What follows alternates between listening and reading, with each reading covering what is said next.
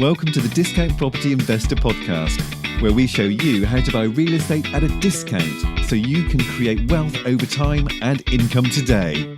Our mission is to share what we have learned from the experience of others and help you make more money investing like a pro. We want to teach you how to create wealth by investing in real estate, the Discount Property Investor way. Thanks for tuning in. All right, Discount Property Investors, welcome back to the Discount Property Investor Podcast, episode 13. Your host, Mike Slane and David Dodge, and we just want to thank you all for joining us. Remember, if you are looking to get started in real estate investing, specifically wholesaling, please check out our freewholesalecourse.com at freewholesalecourse.com. That's everything you need to know to get started in real estate wholesaling. So go check that out, or check us out at discountpropertyinvestor.com. Today we're going to talk about driving for dollars. Dave, what do you think, man? Driving for dollars is awesome, man. It's a great way to get started. Very little cost, and exactly. So it's marketing, right? It's marketing. The whole of real estate investing is marketing, and this is a way to go out there and generate some leads for yourself that may not necessarily be out there for everyone else. I think it's one of the best ways to generate leads. Absolutely. I mean, and we emphasize in recent episodes too, like start in your backyard. You don't need to try to do deals, 100 miles away. If you're just getting started and you want to start wholesaling, start in your backyard, start in your community. And driving for dollars is a perfect way to get started, in your backyard. Yeah, if you don't have any experience in real estate, really get to know your community a little bit better by going out there and driving through. Yeah. So what is driving for dollars then? Dave, you want to give my next question. Brief definition what driving for dollars is? Yeah, absolutely. So driving for dollars, in its most simplest form is driving around. It's looking for properties that, have been neglected, maybe vacant, have tall grass in their yard, maybe have boarded up windows or doors. It's just properties that, need work, properties that have been neglected, and it's a great property for you to then dive into and try to figure out who the owner is. Absolutely. So first step is you're going out and you're in a target area. I recommend kind of limiting it to one neighborhood or subdivision at a time, just to make it palatable for yourself. So you go out there and you're looking for, I always consider it vacant properties, but yeah, distressed properties are another one you can go ahead and write down. So what you're going to go do, you're going to get in your car, and I recommend using an iPhone or your phone rather, and making a little Google spreadsheet.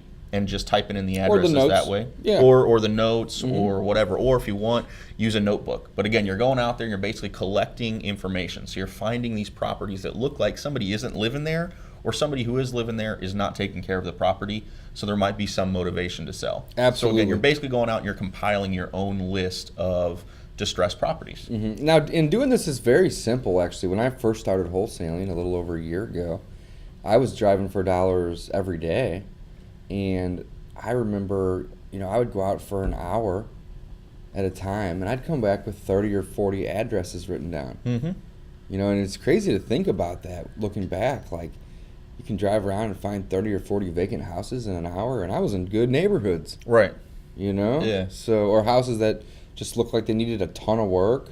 Yeah, it's a combination of things. You've got an aging population, so maybe they've moved to a senior living community, something like that, and just the kids come over and maintain it once in a while, or there's nobody there to maintain it ever. So it's just a property they weren't planning on selling. Maybe mom or dad plan on moving back into the house. Who knows? But again, there's tons of properties, even in good areas. That's a really good point, Dave. It's not just the distressed rental lower end areas that there's vacant houses. They are all over. They're all over. Yeah. So then, what do you look for? So Dave had kind of mentioned taller grass. That's a great one in the spring. It's a kind of a dead giveaway. You'll see the taller grass for sure.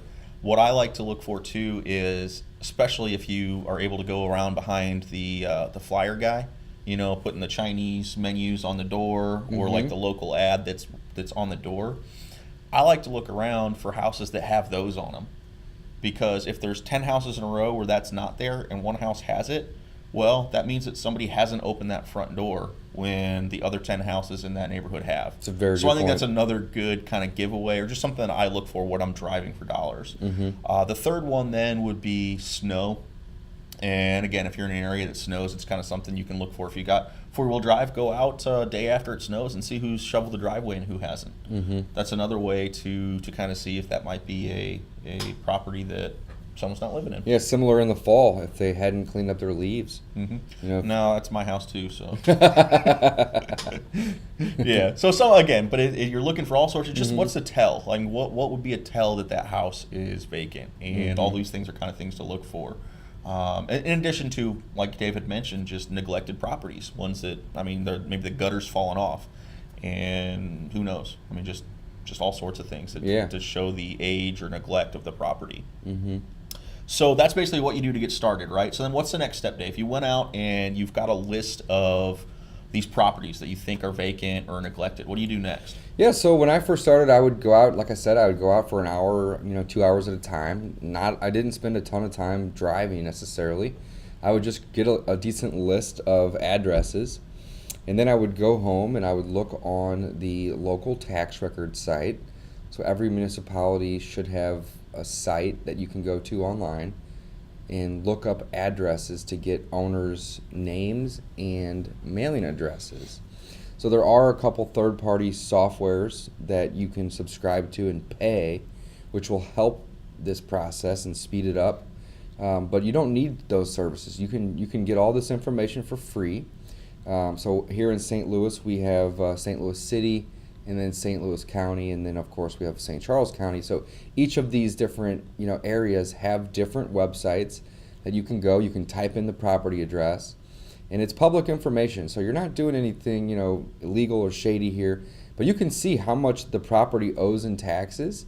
You can see when the last time they paid their taxes. You can see who's the owner on record. So it could be a name or it could be a business name, but that's kind of irrelevant.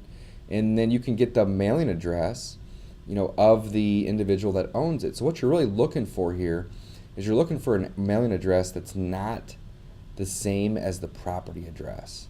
Because if the house is vacant and they have the tax records showing that the mailing address is the same as the property address, and you mail them a letter or a postcard, well, you're mailing a letter or a card to a house that's probably not going to get it. Yeah, that's a really good point. You definitely those are the real gems, is when you find one that maybe has already changed the mailing address somewhere else. Yeah, now you can still mail them because, like Mike said a couple minutes ago, maybe the kids of the family or whoever comes over once a week or every couple weeks and we'll get it. Picks up the so mail. It's not a complete waste, Sure. but I always would look for what we like to call absentee owners. So you have a different mailing address from the property address.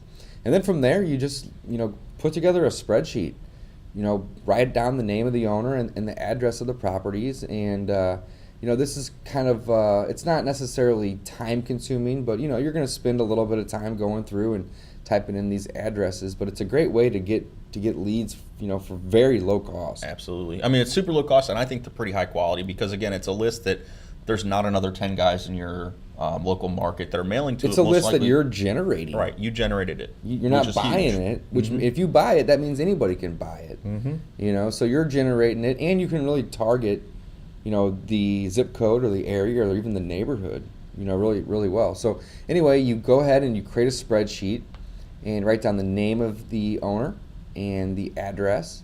And then from there, you just start, mailing. And again, when I first started, I was writing letters by hand. I went up to Office Max and bought a bunch of yellow pads of paper. And, I didn't have a ton of money, so I was just writing letters with a marker, just saying, "Hi, my name is Dave. I see that you own this property," and then I'd put the property address.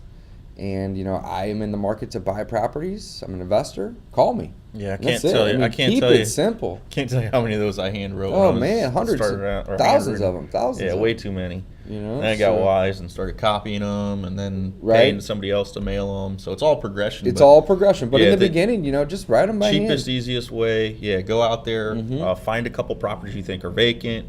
Like Dave said, you write them down, look them up in your local county assessor's website. find the mailing address and write them a letter. Just say, hey, notice this property may be vacant. Was just wondering if you're interested in buying or in selling it. I'm interested in buying it. It's as simple as that. Simple as that. Yeah, you don't have to overcomplicate it. So driving for dollars. I'm not sure there's anything else we can really delve into at this point. Dave, you got any other thoughts on it? Just keep it simple, folks. Don't overthink it. Get out there, drive around, find some properties that look distressed, vacant, whatever. They need work, and write down the address, like Mike said. I just thought of something. What's that? So when you're out driving for dollars, though, too, keep your eyes open for rent signs. Write those down. Great idea. For sale by owners, write those down. Call Absolutely. or just call them. For rent signs actually are really good. I love calling. When I see a rent sign, I still to this day I pick up the phone, I call them. And maybe 70 or 80% of the time they're just looking to rent it, which is fine. But 1 or 2 times out of 10, give or take, you call them and say, hey, I see you have this property for rent. Are you looking to sell? Are you interested in selling? And they may be tired of being a landlord, and they may just want to dump the property and get rid of it. Yeah. They make for great leads. They are. So that's a really good point. So when you're out there, again, keep your eyes open. And for sale by owners are great. For rent signs are great. And you're going to come across a ton of them. So Absolutely. just get out there and do it. I think that brings us kind of to our action item for today, which I would say is get out there and do it. I mean, find a vacant house and locate the owner. Yeah, you don't even need to drive necessarily. Yeah. I mean, I read blogs all the time with people that just do a daily walk with their dogs in the evening, and they'll walk by a house for 3 months straight, and they won't see any cars in the driveway, and then they'll look up the address of the owner and mail them a letter, and boom, there's a $10,000 deal right there. Last house I lived at for 3 years, I walked by this house. I mailed them probably every 6 months or so. Yeah. Still haven't gotten a hold of them. Still keep mailing them. Yeah, I will. Yeah. It drives me nuts. Yeah, but eventually they're going to need to sell it. They are. They're great leads, and again, if you can get a hold of that owner, yeah, they can definitely turn into profitable leads. Absolutely. So, all right, guys, you want to, or Dave, you want to wrap us up with our ending thoughts? And yeah, absolutely, guys. So check out the freewholesalecourse.com. We're always pushing people to check that out. Tons of value there, and we want to help you get started in wholesaling. That is our main point. And also, if you're looking for properties in the St. Louis area, discountpropertyinvestor.com. There's a link in the top right hand corner where you can subscribe. And, our contact information is david@discountpropertyinvestor.com, as well as mike@discountpropertyinvestor.com. If you want to reach out to us, we'd be more than happy to communicate with you via email. And that's about it. Our ending quote for the day. Mike, you want to go ahead and read it for us? Sure. You only have to do a very few things right in your life, so long as you don't do too many things wrong.